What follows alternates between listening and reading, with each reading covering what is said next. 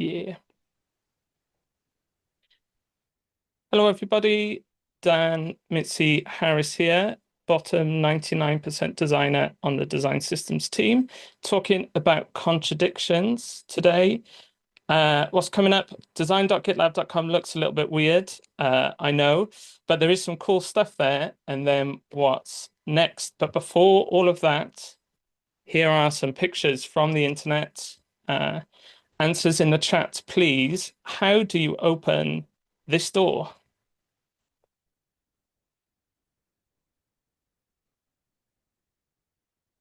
There are lots of clues. It should be an easy answer. What about this one? How do you open this door? I think you could bang your head against this one. So you do not enter the enter only door with a push sign. But what about if the fire alarm is going off here? What should you do? Should you use the stairs or should you not? Wait for someone else? That's what I would be doing. Maybe not. What about something that's a little bit more urgent? How would you handle this recursion? Contradictions, pretty annoying, or worse. Here's one that I saw earlier today. I'll just play the video, and I love how much the frustration comes through. So the first line says, please use doors to the left. Please use doors to the left. Please use doors to the left. Is this it? Please use doors to the right. By way of waving or emoji wave reactions, have you ever encountered stuff like this? Contradictions, confusions? Anyone ever felt like that? No clues. But has anyone seen things that say one thing in one place or something else in another?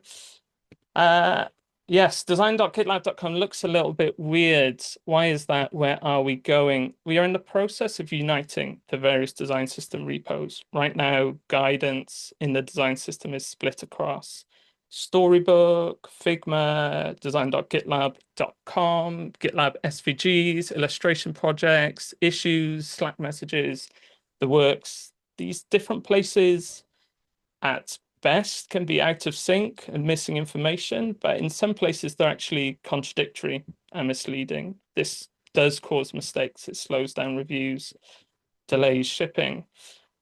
So right now we're in the middle of migrating all of these, or most of these, into a single repo. We're at this move documentation stage. You can follow along with this plan in that link.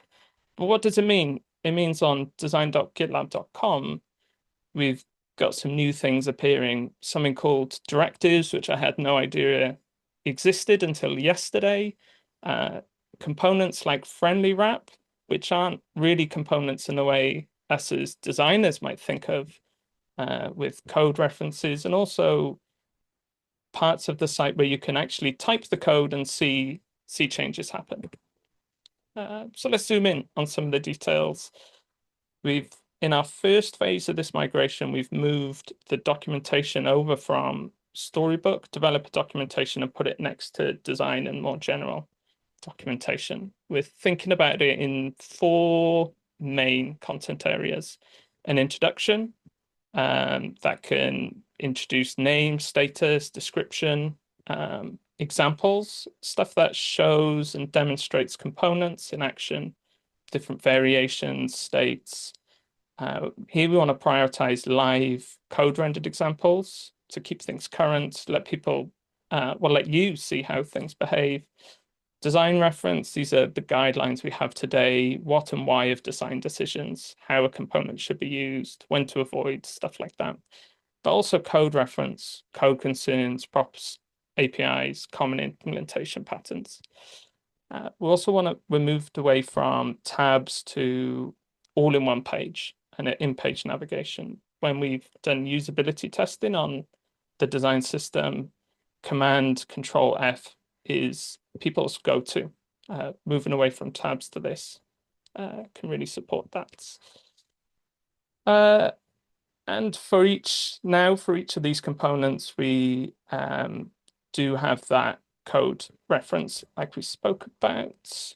Um, our audience for these pages, we've shifted our focus from being product designer first to product designer and engineer first, and everyone else second, bringing people to a shared space. We expect to see some efficiency and communication gains and help catch some of those inconsistencies. So let's have a look at some for the real.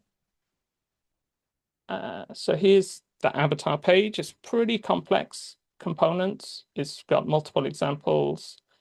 If we jump down to the code reference, we can see there's actually 5 different coded components for a designer working on this, or for me, a designer working on this. I hadn't quite grasped that there was 5 different.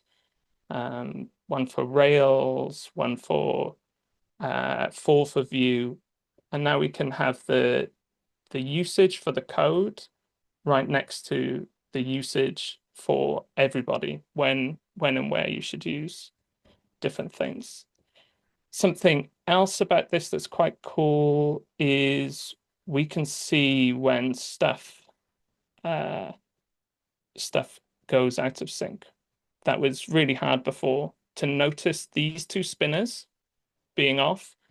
In the past, you'd have had to have loaded up Storybook, loaded up Rails, but now these inconsistencies are on full display. They're out in the open for everyone to see. And it also allows us to have a bit more control when we need better documentation by bringing the code and the guidance together. And things like design tokens become a lot more interactive and easier to work with within the documentation. Okay, that's a lot of whiz around what's coming up. We've got a couple of different ideas, couple of different things that we're on the path for. Like you saw earlier, we're only on phase 3 of a multi-phase plan. We think things like tracking changes over time with change logs, rich code playgrounds, being able to confidently say, is this available and where, what's the status of it? We think will be really helpful for everyone working to build GitLab. It's not all perfect, it's not all finished. There's still documentations. We've moved stuff around. They haven't magically disappeared. But they're a lot easier to see now, and they should be harder to introduce.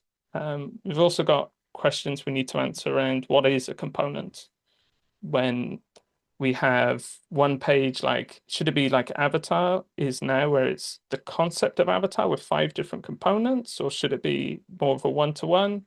What about things like GL icon, where it's a foundational concept rather than a component for the docs?